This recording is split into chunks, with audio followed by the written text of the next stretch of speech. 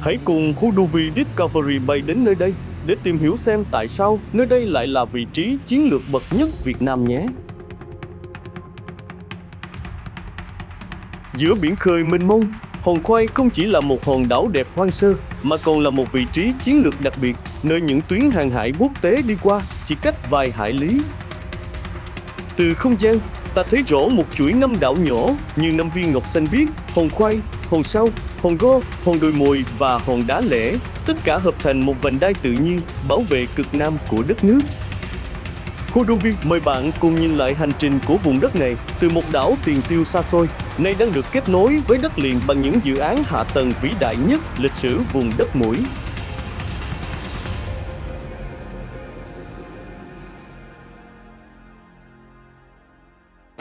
Từ trên cao, mũi Cà Mau hiện ra như một cánh tay xanh vươn ra biển. Và ở phía đông nam của vùng đất này, giữa biển khơi, là cụm đảo Hòn Khoai.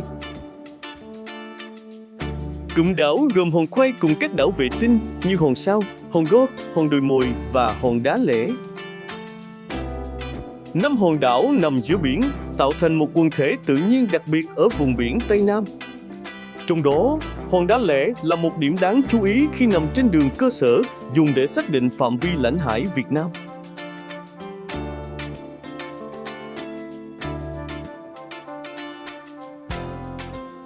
Từ góc nhìn vệ tinh, khoảng cách giữa đất liền và quần đảo tưởng như rất gần.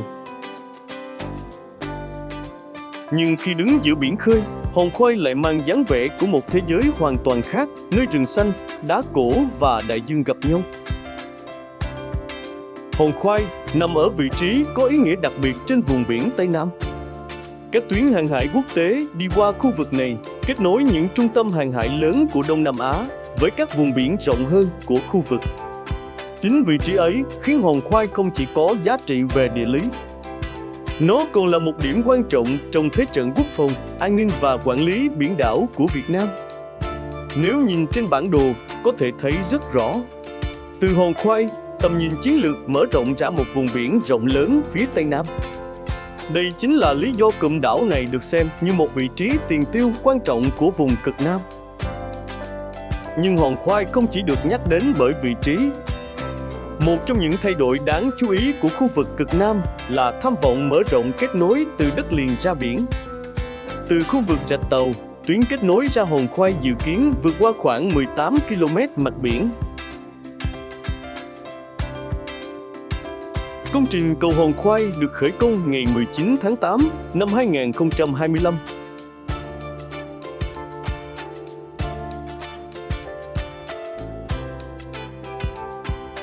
Với thiết kế 4 làn xe, mặt cầu rộng khoảng 16,5 m và tốc độ thiết kế 80 km/h.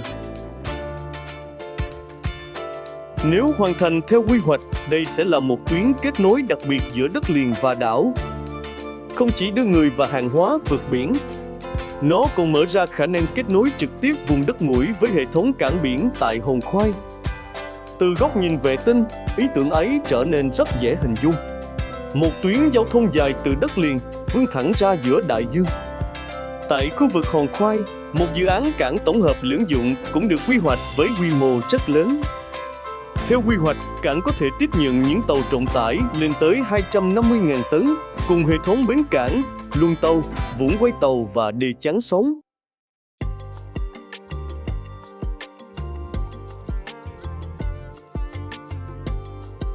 Ở các giai đoạn phát triển tiếp theo, quy mô cảng còn có thể được mở rộng đáng kể.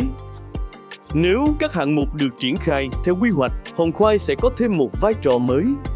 Không chỉ là đảo tiền tiêu, mà còn là điểm kết nối hàng hải quan trọng của vùng cực Nam.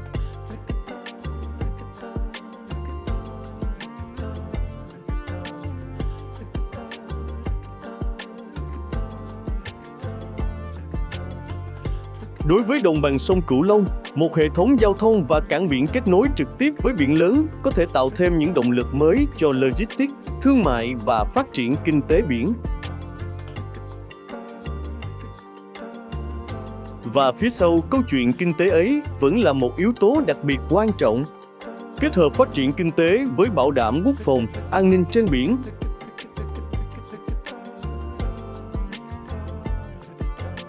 Nhưng trước khi trở thành một địa danh được nhắc đến trong những dự án lớn, Hòn Khoai đã ghi dấu trong lịch sử dân tộc.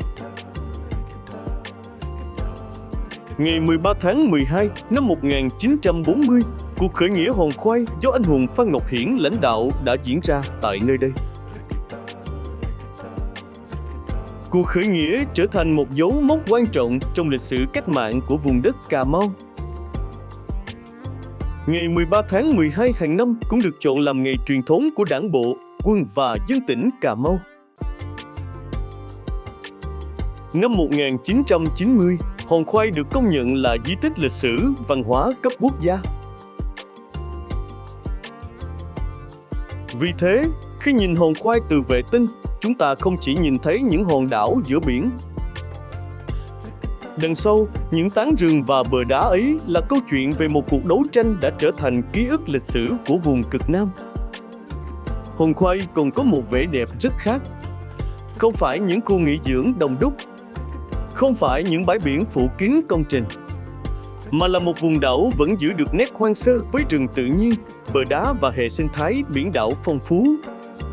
Đặc biệt, khu vực này còn có những cấu tạo địa chất cổ, trong đó có các khối đá được cho là có tuổi đời hàng trăm triệu năm. Giữa biển xanh, những mảng rừng nguyên sinh trải dài trên địa hình đảo tạo nên một cảnh quan rất đặc trưng của vùng biển Tây Nam. Và giữa tất cả cảnh quan ấy là một công trình đã tồn tại hơn một thế kỷ. Hải đăng Hòn Khoai. Ngọn hải đăng được xây dựng từ thời Pháp vào năm 1920, trở thành một trong những công trình hàng hải cổ nổi bật của khu vực. Suốt nhiều thập niên, ánh sáng từ ngọn hải đăng vẫn âm thầm dẫn đường cho tàu thuyền giữa biển khơi. Nếu ban ngày, Hòn Khoai nổi bật bởi màu xanh của rừng và màu xanh thẳm của biển, thì trong một góc nhìn ban đêm, câu chuyện lại hoàn toàn khác.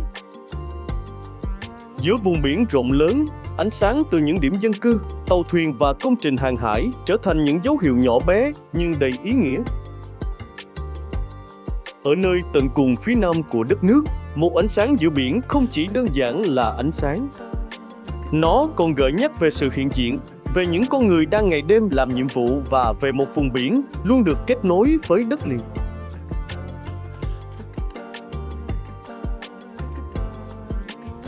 Trong những năm tới, nếu các dự án hạ tầng lớn tại khu vực được triển khai theo quy hoạch, khoảng cách giữa Cà Mau, đất mũi, Hòn Khoai sẽ ngày càng được rút ngắn. Một tuyến giao thông mới, một cảng biển quy mô lớn, một không gian kinh tế biển rộng mở,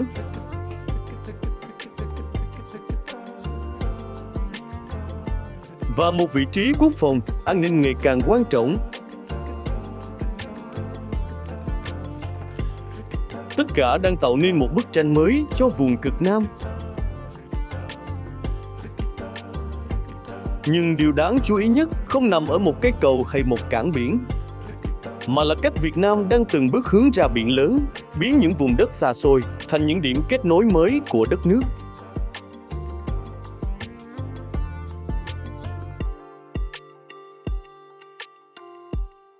Hòn Khoai, một hòn đảo nhỏ, nhưng đứng ở một vị trí không hề nhỏ trên bản đồ Việt Nam.